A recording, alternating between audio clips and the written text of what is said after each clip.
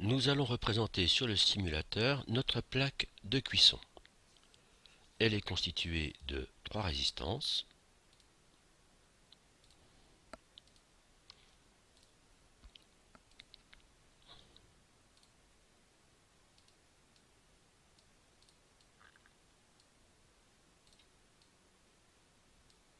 Que nous raccordons entre elles.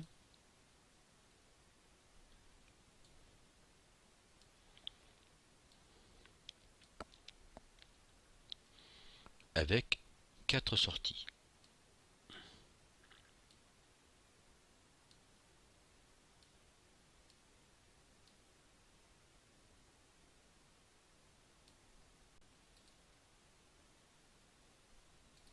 Donc nous avons ici notre plaque de cuisson, avec ici la sortie 1, la sortie 2,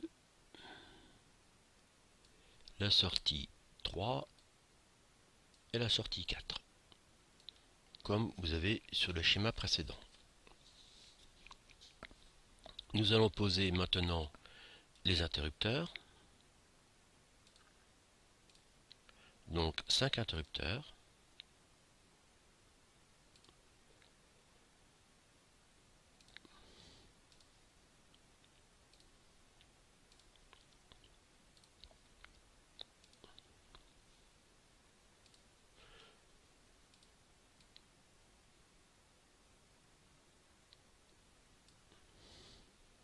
Que nous raccordons à la plaque.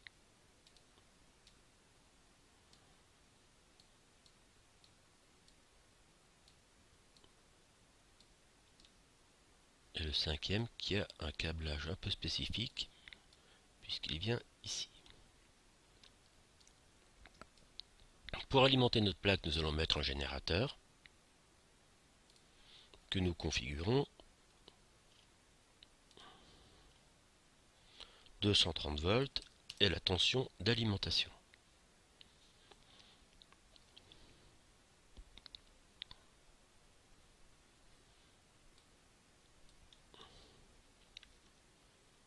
Sur le simulateur, nous ne pouvons pas avoir le résultat de la puissance absorbée par la plaque directement.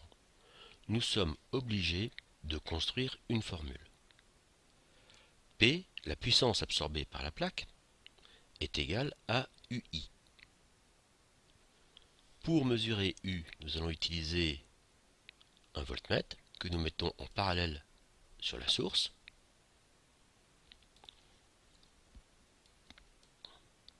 Pour mesurer I, nous allons utiliser un ampèremètre que nous mettons en série avec la source.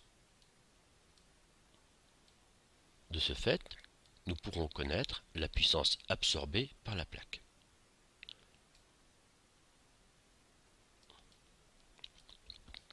Voilà, le système est relié.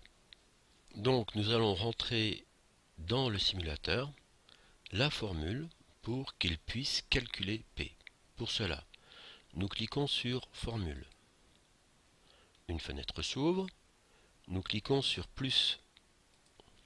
Une autre fenêtre s'ouvre qui s'appelle Définition de formule. La notation pour la puissance, c'est P. Et l'unité utilisée, c'est W pour watts. La formule, P égale UI, dans le cas présent, ce sera U1, la tension aux bornes du voltmètre, et I1, le courant qui circule dans la plaque. Donc on tape U1. Pour faire multiplier, vous utilisez l'étoile du clavier numérique, et on continue I1, le tout sans espace. OK pour valider.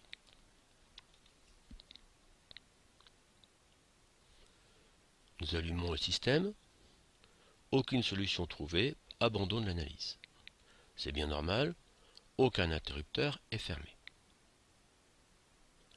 Pour fermer les interrupteurs, nous utilisons l'outil de permutation. Et nous allons fermer 2 interrupteurs pour que les résistances se retrouvent en série. Nous fermons K2 et nous fermons K3. Comment le courant circule maintenant dans la plaque?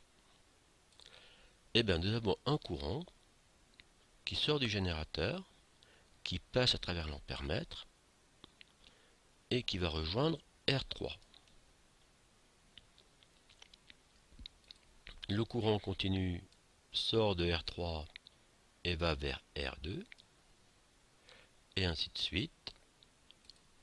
Un courant qui sort de R2 qui va vers R1, et ce même courant retourne au générateur en ayant passé à travers R1 et K3. Voilà le trajet du courant. J'ai utilisé des couleurs différentes. Le courant est partout le même dans le schéma. Nous sommes sur un circuit série. Nous l'avons vu, dans un circuit série, le courant est le même en tout point du circuit. Pourquoi ai-je utilisé des couleurs? Regardons R3. R3 est sous tension. Il a d'un côté une tension rouge et une tension verte. R2 est sous tension, il reçoit une tension verte et jaune. R1 est sous tension, il reçoit une tension jaune et bleue. Chaque résistance reçoit une tension différente. Nous sommes dans un circuit série. Dans un circuit série, les tensions sont proportionnelles à la valeur des résistances. Nous continuons l'étude de notre schéma. Nous allons maintenant configurer les résistances. La première résistance fait 80 ohms. La deuxième 140 ohms. Et la troisième 60 ohms. Nous pouvons mettre maintenant notre schéma sous tension. Cliquez sur Solution. Et nous avons ici directement la puissance qui s'affiche avec un petit signe moins. Alors pourquoi un signe moins? Parce que notre ampèremètre est câblé à l'envers. Le plus d'un ampèremètre, qui est représenté par la borne rouge, doit toujours être vers la borne plus du générateur. Nous allons le changer de sens. Nous utilisons l'outil permutation et nous cliquons sur ampèremètre. Le système s'est arrêté, nous remettons sous tension et nous avons ce coup-ci la puissance correcte. Notre système, comme il est représenté là, consomme ou absorbe 189 watts. La formule que le simulateur a utilisée est P égale U2 sur R. U2, U au carré. Dans le cas présent, U2, c'est E1, notre source. Et R, c'est R1 plus R2 plus R3. C'est bien normal puisque nos trois résistances sont en série. Fermons maintenant deux interrupteurs de plus. Nous allons fermer K1 et nous fermons K4. Comment maintenant le courant circule dans le montage? Nous avons maintenant un courant qui part du générateur et qui rejoint les résistances. K1 est fermé. Nous passons aussi par ici et le courant passera aussi par ici. De l'autre côté, le courant ressort des résistances et retourne directement au générateur.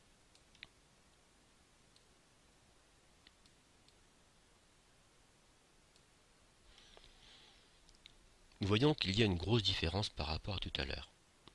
Chaque résistance est alimentée par une tension rouge et bleue qui sort du générateur. Donc chaque résistance se retrouve sous la tension du générateur. Nous retrouvons donc en présence d'un schéma avec des résistances en parallèle. Le fait d'avoir fermé deux interrupteurs a changé entièrement la configuration du schéma.